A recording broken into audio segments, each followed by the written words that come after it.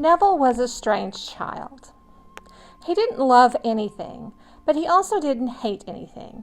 He didn't even like or dislike anything. In fact, he seemed to care about nothing, and this concerned his anxious parents.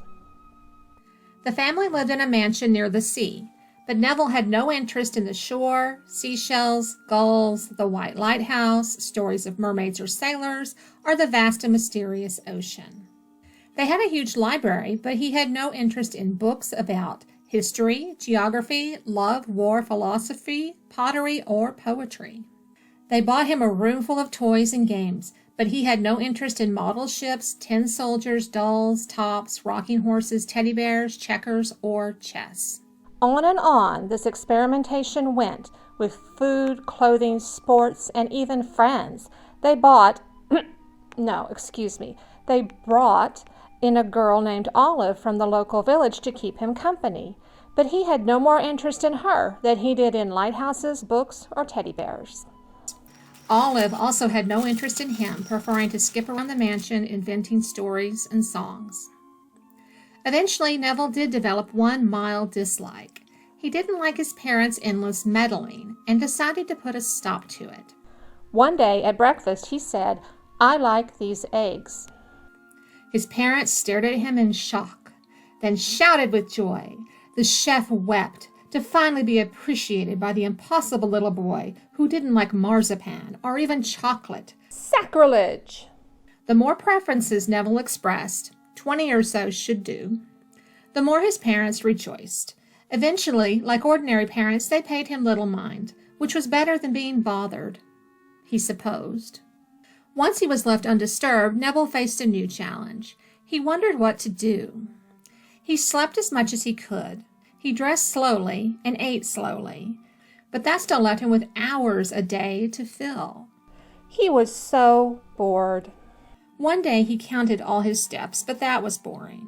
The next day he climbed a tall tree, took in the view, then climbed back down, but that was boring too. He stared at a fern for a few hours, then he stared at the grandfather clock with its endless ticking. Why was there so much time? Assured of their son's normality, Neville's parents traveled to town to attend balls and theatricals. With no one home to scold him, he tried unconventional activities to relieve the tedium. He walked down to the shore and shouted dirty words at the seagulls. He sank his model ships in the bathtub. He carried various items upstairs, a Chinese vase, a silver candlestick, an awl, a taxidermied badger, and tossed them out of a tower window. Unfortunately, none of these misbehaviors were the least bit interesting. Neville's ennui deepened until he became sick with it. In the end, he only bothered to perform 2 activities. At night he slept, the velvet curtains of his bed pulled shut. During the day, he sat before the massive window of the 4th parlor and stared outside at the boring world. And that window was where he was found dead one evening, staring at nothing. The end.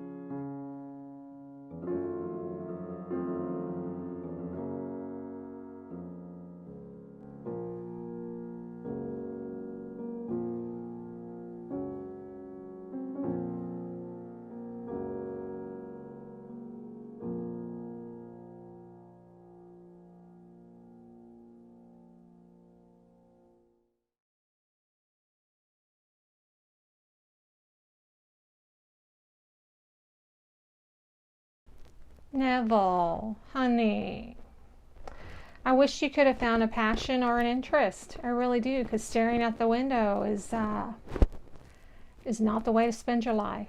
It's not. Okay, that was Neville, who died of ennui, which is a deep boredom in French, en français. And tomorrow is a double feature. You get Olive and Prue because they are best friends. But first of all, why do you think Neville died of ennui? What caused him to be so darn bored? So darn bored. Okay, I am Rachel of Rachel Gets Creative. I want to say thank you so much for watching. I'm super glad you're here. Yay! We are more than halfway through. And yeah, love ya. Bye-bye. See you tomorrow.